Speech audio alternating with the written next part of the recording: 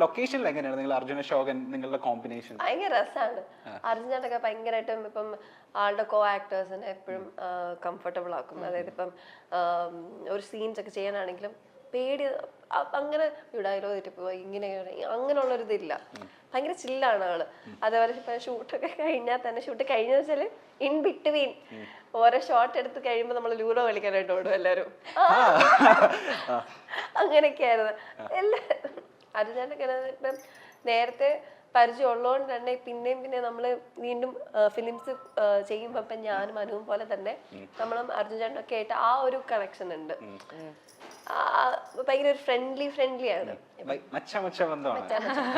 നമ്മളെ നായിനെ പറ്റി പറയൂ. അർജുന അശോകന്റെ കൂടെ രണ്ടാമത്തെ സിനിമ. അതെ, ഇപ്പൊ ഇതേപോലെ നമ്മളെ ഭയങ്കര കംഫർട്ട് ആക്കി വെക്കുന്ന ഒരാളാണ്, ഒരു ആർട്ടിസ്റ്റാണ്, അല്ലെങ്കിൽ ഒരു വ്യക്തിയാണ് അർജുൻ ചേട്ടൻ.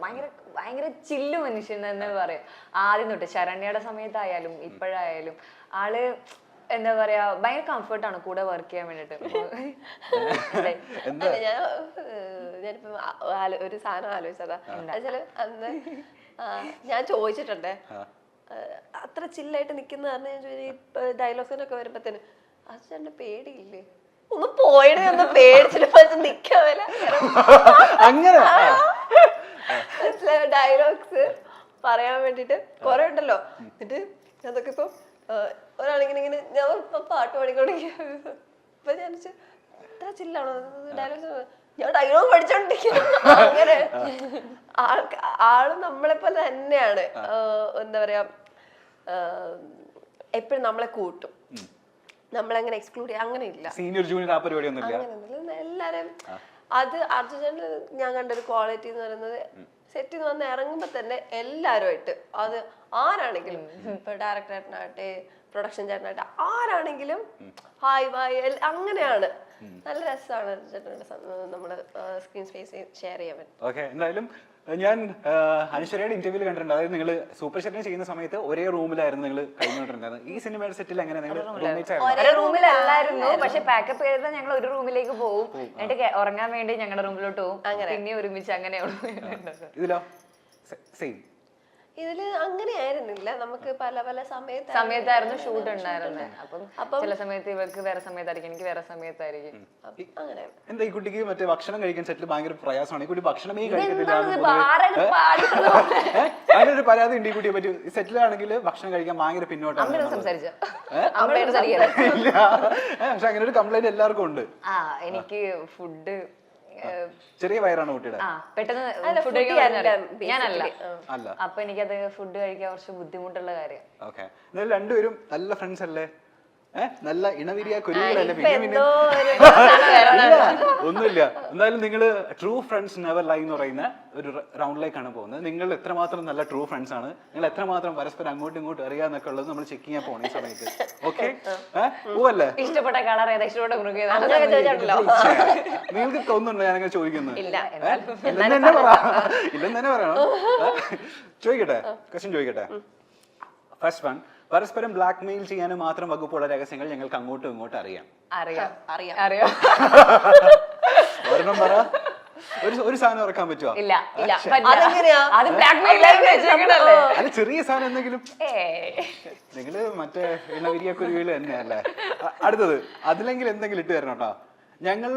ഞങ്ങളുടെ മാത്രം സമയത്ത് ഞങ്ങൾ അങ്ങോട്ടും ഇങ്ങോട്ടും വിളിക്കുന്ന വിളിപ്പേരുകള് പുറം ലോകത്തിന് അറിയാത്തത് ഡാഷാണ്.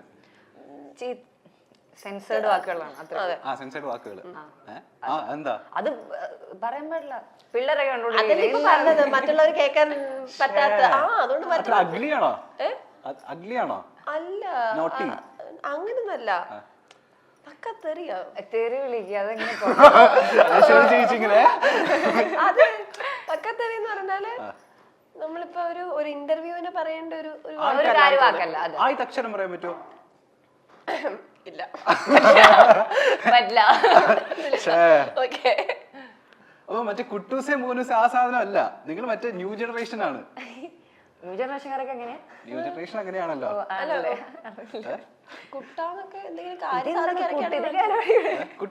ഫ്രണ്ട്സ് ഒക്കെ ഞാൻ അനുന്നൊക്കെ ഇടയ്ക്ക് എനിക്ക് എന്തെങ്കിലും ആവശ്യം ഉണ്ടെങ്കിലൊക്കെ വിളിക്കും, അത്രേ ഉള്ളൂ. അല്ലാതെ കുട്ടാ മോള് ആ സാധനമില്ല.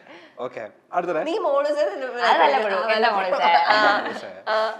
എന്താ മോളെ ജാടയാണോ? അല്ലല്ല ഞാൻ നമ്മളെ ആക്കി വിളിക്കുന്നത്, ഊക്കി വിളിക്കുന്നത്. വിളിക്കുമ്പോ എന്നാത്തിനാ വിളിക്കുന്നുള്ളത്. ഓക്കെ, എന്റെ അടുത്തിരിക്കുന്ന എന്റെ ഫ്രണ്ടിന്റെ അലമ്പ് സ്വഭാവം എനിക്കറിയാവുന്നത് ഡാഷാണ്. ഡാഷാണ്. എടോ എന്തുവാണോ, എന്തെങ്കിലും ഒന്ന് പറയണോ, ഒന്ന് മനസ്സ് തുറക്കൂ. എന്തെങ്കിലും താഴെ തമ്മിൽ വെക്കുകയാണെങ്കിലും എനിക്ക് മാത്രം അറിയാവുന്നല്ലോ, അപ്പൊ ഞാൻ തന്നെ വെച്ചാ പോരെ. അല്ല, പൊതുജനത്തിന് കുറച്ചൊക്കെ അറിയാവുന്ന ഒരു അലമ്പ് സ്വഭാവം നമുക്ക് ഇന്റർവ്യൂല് പറയാൻ അതാണ് അലമ്പ് സ്വഭാവമാണ്. അത് അലമ്പാണ്. ഏത് അലമ്പ് സ്വഭാവമാണ്? ഏതെങ്കിലും ഒരു സാധനം പെർട്ടിക്കുലർലി പറയാണെങ്കിൽ ഇടിയും പിടിയും ഒക്കെ ഉണ്ടാവും. കടിയുണ്ടോ? ആ ഉണ്ട്. പിന്നെ സൂപ്പർ. ഓക്കെ, കടിയുള്ള പാടുകൾ എന്തെങ്കിലും നമ്മളുടെ അതൊക്കെ അമ്മ നീ ഒരു പ്രാവശ്യം എന്റെ എന്തോ ചെയ്ത് രക്തമൊക്കെ വന്നിട്ടില്ലായിരുന്നു ചെറുതായിട്ട്. മറ്റേ അങ്ങനെ അക്രമകാരിയാണോ?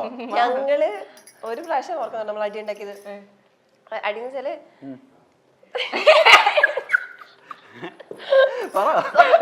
സോറി, അതെന്താ വെച്ചാല് ഒരു സംഭവം ഉണ്ടായി. അതിന്റെ സംഭവം വെളിപ്പെടുത്തില്ല, സംഭവം ഉണ്ടായി. അപ്പൊ അത് കഴിഞ്ഞിട്ട് അതുകൊണ്ട് കാണിക്കാതിരിക്കാൻ വേണ്ടിട്ട് കൊറേ നോക്കി. അപ്പൊ ഞാൻ എന്റെ ഫോണിൽ കേട്ടെന്ന് പരിശ്രമിക്കാം. ബാക്കി 2 പേരും ഉണ്ട്, 3 പേര് പറഞ്ഞ അടി.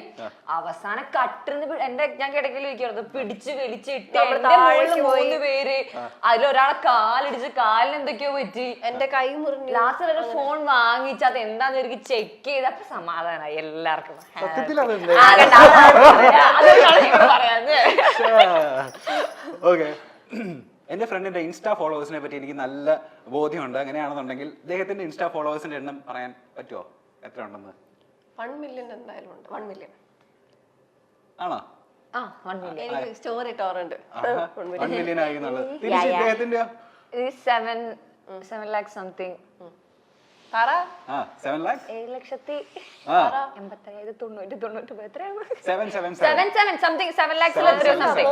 778 ഉണ്ട്. എടോ 7 ഞാൻ പറഞ്ഞത് 7 lakhs 7 lakhs 7 lakhs മുകളിലല്ല പറഞ്ഞത്. 777 അല്ലേ? അപ്പൊ 778 ഉണ്ട്. ഇന്നായിരിക്കും 8 അല്ലേ? അല്ല, മിനിയാൻ നോക്കിയാൽ ഇന്നലെ ഞാൻ നോക്കിയപ്പോ 777 ആയിരുന്നല്ലോ. അത് എനിക്ക് തോന്നുന്നു ഞാൻ ഒന്നുകൂടെ നമ്മുടെ ഒന്നുകൂടെ പേജ് റിഫ്രഷ് ചെയ്യുമ്പോഴത്തേനും 8 എന്ന് കാണിച്ചായിരുന്നു. ഓക്കെ, ലാസ്റ്റത്തെ ഞങ്ങൾക്ക് രണ്ടുപേർക്കും ഒരുപോലെയുള്ള പ്രാന്ത് ഡാഷാണ്. ഒരുപോലെയുള്ള ട്രാവൽ, രണ്ടുപേരും ട്രാവൽ ചെയ്യും. ഞാൻ നോക്കുന്ന സമയത്ത് നിങ്ങൾ കാറിലൊക്കെ പോകുന്ന സമയത്ത് നിങ്ങൾ ഫുൾ വീഡിയോ എടുത്ത് ഇൻസ്റ്റാഗ്രാമിൽ പോസ്റ്റ് ചെയ്യുന്ന കലാപരിപാടി എപ്പോഴും ഉള്ളതാ അല്ലേ? ഇല്ല, എപ്പോഴും ഇല്ല. ഞങ്ങളത് വല്ലപ്പോഴും ഞങ്ങൾ ഒരാള് ഒരു വീഡിയോ ഞങ്ങള് പക്ഷെ ഞങ്ങള് പേഴ്സണൽ നമ്മുടെ ടൈം ഉണ്ടാകുമ്പോൾ എല്ലാവരും എൻജോയ് ചെയ്യുന്ന ആൾക്കാരാണ്. അറ്റ് ദ സെയിം ടൈം അതൊരു മെമ്മറിക്ക് വേണ്ടി ക്യാപ്ചർ ചെയ്യുന്ന ആൾക്കാരാണ്. ഞങ്ങൾ ഫുൾ ടൈം എപ്പോഴും ഈ വീഡിയോ എടുത്തോണ്ടിരിക്കുകയല്ല. ഞങ്ങൾ പോകുമ്പോൾ ഒരാള് ഒരു വീഡിയോ എടുക്കും, എല്ലാത്തിന്റെ ഒരു വീഡിയോ എടുത്ത് അവിടെ വയ്ക്കും. അത് ഞങ്ങള് ആരെങ്കിലും ഒരാൾ അവർക്ക് ഒരു എക്സൈറ്റ്മെന്റ് കയറി വരുമ്പോൾ അവർ എഡിറ്റ് ചെയ്ത് ഞങ്ങൾ അത് പോസ്റ്റ് ചെയ്യും. ഞങ്ങൾ എപ്പോഴും വീഡിയോ എടുത്തോണ്ടിരിക്കുന്ന ആൾക്കാരല്ല. ഓക്കെ, ഇനി എല്ലാവരും എക്സൈറ്റ്മെന്റോട് കൂടി ചോദിക്കുന്ന ഒരു കാര്യമുണ്ട്. അതായത് അനശ്വരനെ കണ്ടു കഴിഞ്ഞാൽ ബാംഗ്ലൂർ ഡേയ്സിന്റെ ഹിന്ദിയുടെ റീമേക്ക് അത് എന്താ അതിന്റെ അപ്ഡേറ്റ് എന്നുള്ളത്? ഷൂട്ട് നടന്നുകൊണ്ടിരിക്കുക. അത് ഏത് ക്യാരക്ടർ നമ്മൾ ചെയ്യുന്നത്? ചെന്തുപാട് കണക്കൂട്ടി ഒന്നും പറയില്ല എന്നുള്ളത് അവരവിടെ അനൗൺസ് ചെയ്യപ്പെട്ടിരിക്കുമ്പോ ഞാനിങ്ങനെ പറഞ്ഞ എങ്ങനെയാ? ഷൂട്ടൊക്കെ നടന്നുകൊണ്ടിരിക്കും. പ്രതീക്ഷിക്കാം May 24th ആണ് ഇപ്പം റിലീസ് അവര് പറഞ്ഞേക്കുന്നത്. അതുപോലെ നമ്മളൊരു വൈറൽ വീഡിയോ ഉണ്ടായിരുന്നു അനശ്വരയുടെ. അതായത് പെൺകുട്ടികൾ ഒരു ദിവസം ഒരു പുള്ളിക്കാരനോട് ചോദിച്ചൊരു സംഭവമായിരുന്നു. അതായത് പെട്ടെന്ന് ഒരു ദിവസം ഒരു പെൺകുട്ടി ആയി കഴിഞ്ഞാൽ അയ്യോ ആ പുള്ളിക്കാരന്റെ ഡയലോഗ് അതെന്തുവായിരുന്നു? ഞാൻ വൃത്തിയായി ഒന്ന് കുളിക്കും എന്നുള്ളത്. കണ്ടിരുന്നോ ആ വീഡിയോ? കണ്ടിരുന്നോ? ഭയങ്കര വൈറലായിരുന്നു ആ സമയം. ഞാൻ നേരെ തിരിച്ചത് ഉൾട്ട ചോദിക്കട്ടെ, നേരെ തിരിച്ച് നിങ്ങളൊരു ആൺകുട്ടി ആയി കഴിഞ്ഞ ഒരു ദിവസം എന്താ ചെയ്യാ? ഞാൻ ഇപ്പം എന്നെ സംബന്ധിച്ചിടത്തോളം ഞാൻ അങ്ങനെ മുന്നേ ആയിരുന്നെങ്കിൽ ഒരു 2-3 വർഷം മുന്നേ ആയിരുന്നെങ്കിൽ എനിക്ക് പറയായിരുന്നു എനിക്ക് രാത്രി പുറത്തു പോകാൻ വേണ്ടിട്ട്. പക്ഷെ ഇപ്പൊ എനിക്ക് അങ്ങനെ ഇല്ല. ഇപ്പൊ ഞാനെന്ന് വെച്ചാൽ ഞാൻ എങ്ങനെയാണോ എനിക്ക് ജീവിക്കാൻ ആഗ്രഹിച്ചുകൊണ്ടിരുന്നത് മുന്നേ എങ്ങനെയാണോ ഞാൻ ചെയ്യുന്നുണ്ട്. അപ്പൊ ഒരു ദിവസം ആൺകുട്ടി ആയതുകൊണ്ട് എന്റെ ലൈഫിൽ വലിയ ചേഞ്ചസ് ഒന്നും എനിക്ക് വരുമെന്ന് എനിക്ക് തോന്നുന്നു. അവിടെയോ? എനിക്ക് ആകപ്പാടെ എനിക്ക് തോന്നിയിട്ടുള്ള ഒരു പ്രിവിലേജ് പീരിയഡ്സിന്റെ പെയിൻ ഒന്നും അറിയണ്ട. യെസ്, ഞാൻ യോജിക്കുന്നു. ഒരു ദിവസത്തേക്ക് അതാണ് മെയിൻ ആയിട്ട്. നമ്മൾ അത്രമാത്രം അവർക്കറിയത്തില്ലല്ലോ. പക്ഷെ ഇപ്പൊ നിങ്ങൾക്ക് കോളേജിൽ ഇപ്പൊ അവധിയൊക്കെ ആയില്ലേ? പീരിയഡ്സിന്റെ അവധി ഏതെങ്കിലും ഒരു ദിവസം എടുത്തായിരുന്നു? അതെ, ഇല്ല, ഞങ്ങളുടെ ആക്ച്വലി ഈ ആഴ്ച ഇടയ്ക്കാണ് നമ്മൾ സൈൻ ചെയ്ത് കൊടുത്തത്. അത് എടുക്കണം കേട്ടോ. തന്നോ? മസ്റ്റായിട്ട് നിങ്ങൾക്ക് കിട്ടുന്ന ഒരു പ്രിവിലേജ് അല്ലേ യൂസ് ചെയ്യാൻ. പിന്നെ വേറൊരു കാര്യം വെച്ചാൽ എനിക്ക് തോന്നിയിട്ടുള്ളത് വെച്ചാല് ഞാൻ ഇപ്പം പീരിയഡ്സ് ആയിട്ടിരിക്കുമ്പം നമുക്ക് പെയിൻ ഉള്ളപ്പം വീട്ടിൽ ചടഞ്ഞിരിക്കുമ്പോഴത്തേനും നമുക്കത് പിന്നെയും ഭയങ്കര എന്തെങ്കിലും പുറത്ത് പോയി എന്തെങ്കിലും ഫുഡൊക്കെ അടിച്ച് അങ്ങനെയുള്ളൊരു നമ്മൾ വെറുതെ ക്ലാസ്സിൽ പോയിരിക്കുന്ന കാര്യമല്ലേ പറഞ്ഞത്, എന്തെങ്കിലുമൊക്കെ അവിടെ ഇവിടെയൊക്കെ ആയിട്ട് പോയി എന്തെങ്കിലും ഫുഡൊക്കെ അടിച്ച് അങ്ങനെ ഇതായി കിടക്കുമ്പോൾ പിന്നെയും ഒരു എന്താ പറയാ ആ ഒരു ഫേസ് അങ്ങ് മാറി കിട്ടും. പക്ഷെ നല്ലൊരു ഇതാണ് അത് വന്നത്. ഇപ്പൊ ഈ പറഞ്ഞ പോലെ ഇങ്ങനെ പുറത്തിറങ്ങാൻ പറ്റാത്ത പോലും ശേഷിയാത്ത ആൾക്കാർ അതിലൊരാളാണ് ഞാൻ. എനിക്ക് അനങ്ങാൻ പോലും അത് ഒരു ദിവസം ഞാൻ ശരണ്യയുടെ ഷൂട്ടിന്റെ സമയത്ത് ഞാൻ ഷൂട്ടിന്റെ സമയത്ത് ഞാൻ പീരീഡ്സ് ആയാലും അവിടെ ഷൂട്ട് എനിക്ക് പോകാൻ പറ്റത്തില്ല. ഒരു ദിവസം മമ്മിയായിരുന്നു എന്നെ നോക്കിക്കൊണ്ടിരുന്ന ഒരു ദിവസം. അന്ന് ഷൂട്ട് നിർത്തി വെച്ചേക്കായിരുന്നു, കാരണം എനിക്ക് ഞാൻ പറ്റുന്നില്ല.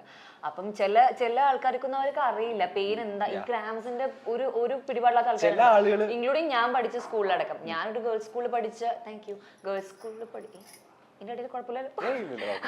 അപ്പൊ ഒരു ഗേൾസ് സ്കൂളിൽ പഠിച്ച എനിക്ക് പീരീഡ്സ് ആയിട്ട് വേറെ വേനടുത്തിരിക്കുമ്പോൾ എന്റെ ടീച്ചേഴ്സ് എന്നോട് ചോദിക്കാറുണ്ട്, ഇത് എല്ലാവരും പെൺകുട്ടികൾക്ക് ഉണ്ടാവുന്നതല്ലേ. ഗേൾസ് സ്കൂളിലെ ടീച്ചർ പറയുന്ന ഒരു കാര്യമാണ്.